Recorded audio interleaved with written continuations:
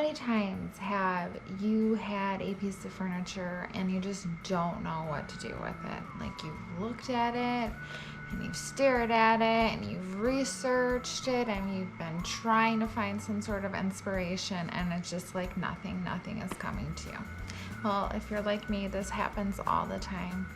And sometimes you just gotta start. You just gotta do it and it'll kind of just start itself.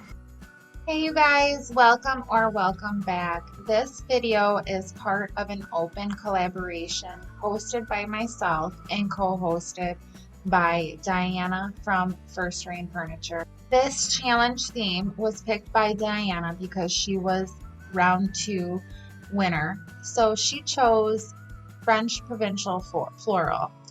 I have this chair and it's not technically French provincial, but it kind of does have that style with the curvy legs and the curvy back. I had a really hard time finding anything that kind of fit that theme that was in my area and in my budget. So basically for her theme, we were to take something that was French provincial and add some type of a floral element to it. This chair was in pretty good condition other than a few little areas on the arms that were kind of frayed. I wanted to kind of stick with my theme of my rug. It kind of had like a little bit of a geometric chevron type pattern. So I wanted to bring some of that into it because I do plan on keeping this chair for myself because I really love it. To paint fabric, you do not need a specific type of paint. You're essentially just going to dye the fabric. For this chair, I'm starting out with just a regular latex wall paint. I'm going to water it down and I'm going to add some plaster of Paris to it to give it that chalky texture and that chalky feel. I don't really have a specific recipe that I follow with specific measurements of how much plaster of Paris or how much paint or how much water. I just kind of eyeball everything and I just make it to where I feel like the consistency is going to work for the project that I'm working. For painting fabric, one thing that you do need to be aware of is that your fabric will get harder than it initially was in the first place because this fabric on this chair was already sort of stiff and tight woven. I wasn't really too concerned about my fabric becoming too hard once I painted it. But the whole purpose of watering down your paint and making it more of a dye is going to help the process when it dries so it's not as stiff as it would be if you just laid down your paint without adding water. You mist down my fabric before I start painting it, and then that also just kind of helps get the paint down into the fibers and helps it spread out a little bit better and waters it down even a little bit more.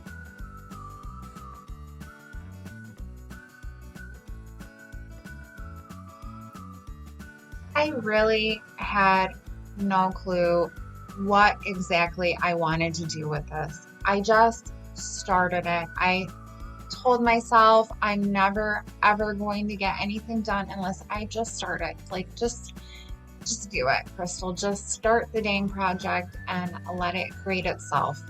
So when I started it, I picked some paint. I grabbed this color. I wasn't really loving this color. I painted everything the first coat. I wanted to pick out that chevron pattern that was in my rug, picked out a few other colors that kind of went with my living room so that way I can incorporate the chevron pattern in with those colors. When I got my first coat completely on of my base color, I started to put on my zigzag chevron pattern. I picked a color called Peace by Paint Couture, and this is an acrylic type paint.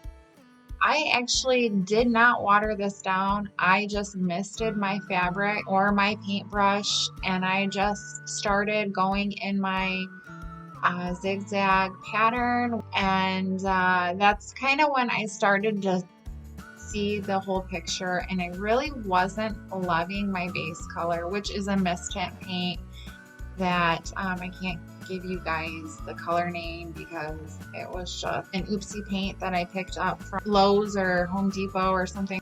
I completely played around with this for a little while because I really I didn't know what I was going for or what I was trying to do. So I was just messing around a little bit until I kind of figured out how I wanted to make my chevron patterns. I tried different colors, I added more water. Eventually I kind of made a decision and stuck with it. For my second color of my chevron, I used another acrylic base paint from Paint Couture in Misty Fjord, and I added that to the top and the bottom of the piece color. So I was just kind of wanted a stripe through the middle of the chair that was chevron-ish. After the Misty Fjord, I added a DIY paint, which is also like a mist tint color, but the closest color to it would be Apothecary. And then I used Rust-Oleum paint called Blue Harbor. That's their chalk paint brand. I just kind of blended everything together, and I just kind of made the chevron stripes blend. I just misted everything down with water. I just want to take a second and say thank you to everyone who supports my channel.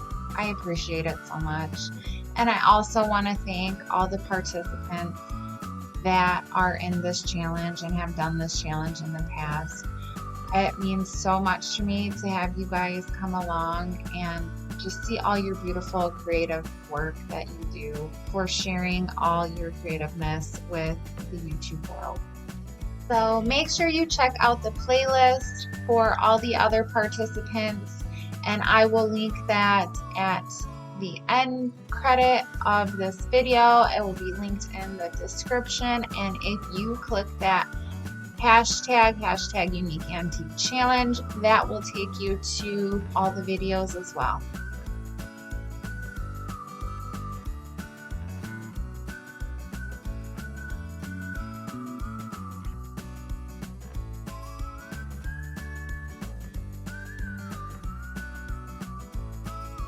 So I just went all the way around this chair with the little chevron pattern. It was a little bit difficult on the arm areas to kind of get that chevron pattern to kind of look cohesive with the rest of it.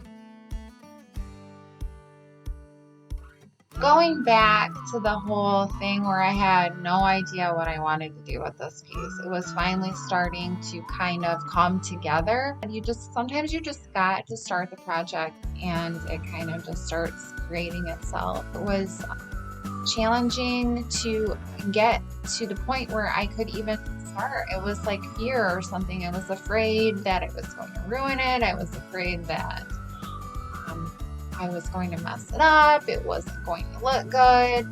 I think a lot of the times when we have that fear in the back of our mind, it prevents us from just moving forward. Other things than furniture projects. For example, like when I started my YouTube channel, I was afraid. I was fearful that I was going to be judged or people weren't going to like me. I feel like fear is just such a terrible thing that causes us not to do things that we enjoy or we love. We are worried something isn't going to work. We are going to fail. There's always that constant worry. I started taking the two different colors, the DIY paint and the Rust-Oleum Blue Harbor, and I just kind of started blending the two together on the big open large spaces where I just wanted the blue color. I wanted to cover up all of my base color. Then once my fabric was all painted, I just went through and I just really lightly dry brushed the wood areas, like the feet, the wood that was around the base of the chair and on the arms. dry brushing is kind of a fun technique that just kind of barely puts any paint onto your furniture piece, and I like it because I feel like it really highlights all those little ornate areas.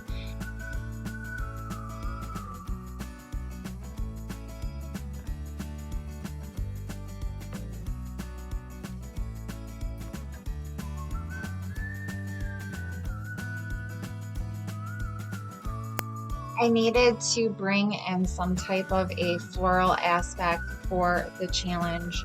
So I made some little flowers out of this macrame rope, just like some little rosettes. And I just took my glue gun, and I just kind of glued everything around in a circle to form a little rosette.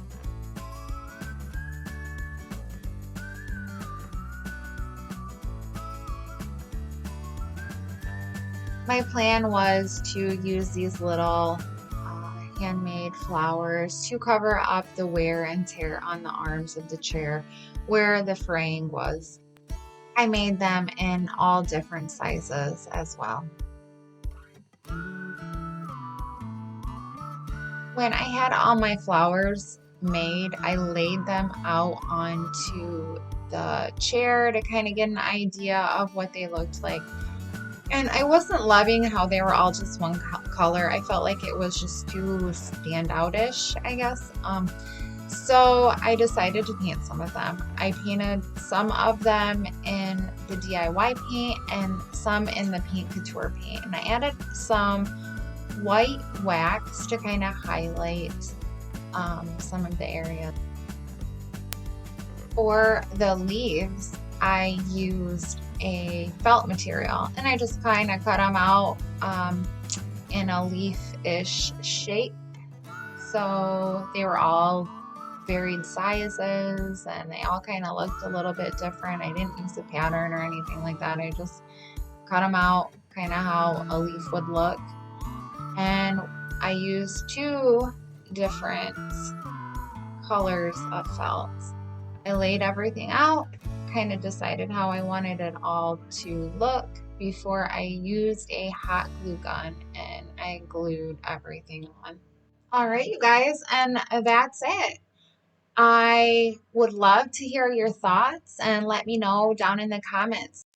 Although I'm probably going to lose some points for not technically being a French provincial piece, I really am happy with the outcome of my chair, and it looks great in my living room. And don't forget to check out the playlist with all the other amazing YouTube creators and furniture flippers that are joining this challenge.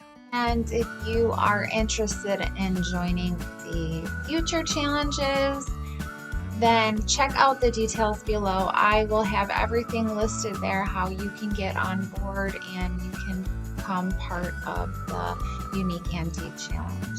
Thank you guys again so much for watching. I hope you are inspired. I hope you are not afraid to start your next project. Just do it. Just go do it. One more thing. Please remember to like and subscribe. Have a great day, you guys. Bye.